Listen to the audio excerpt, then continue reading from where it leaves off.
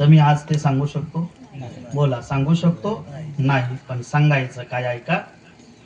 128 वर्षाचा विश्वकृष्ण या अवतारामध्ये जगला ना, त्यामध्ये त्यानं 3 पीठ स्थापन केली. कोणती कोणती आहे ऐका. एक प्रेमपीठ आहे, दुसरं ऐश्वर्यपीठ आहे आणि तिसरं महायोगपीठ आहे.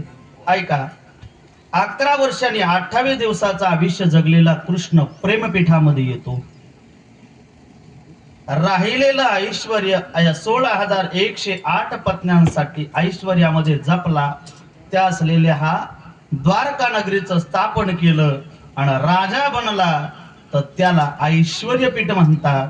आणि आम्हा वारकऱ्यांसाठी सर्व जाती धर्मातल्या संतांना एकत्रित करून ब्रह्मांडाच्या नायकानं एक पीठ स्थापन केलं ना, आद्य जगद्गुरु शंकराचार्य ज्याला संबोधित करताना सांगतायत महायोग पीठे तटे भीमरथ्याम वरम पुंडरीकाय दातु मुनिंद्रे.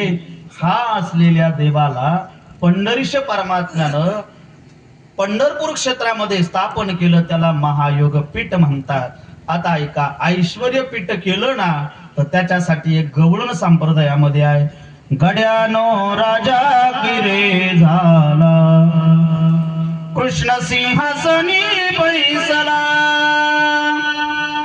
हे ऐश्वर्य पीठ आहे.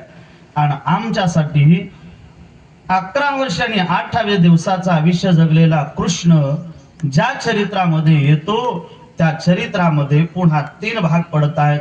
पहिला आहे मथुरा, दुसरा आहे गोकुळ आणि तिसरा आहे वृंदावन. पण वृंदावन कशासाठी? चला बाई वृंदावनी, चला बाई वृंदावनी, रास क्रीडा पाहू, रास क्रीडा पाहू.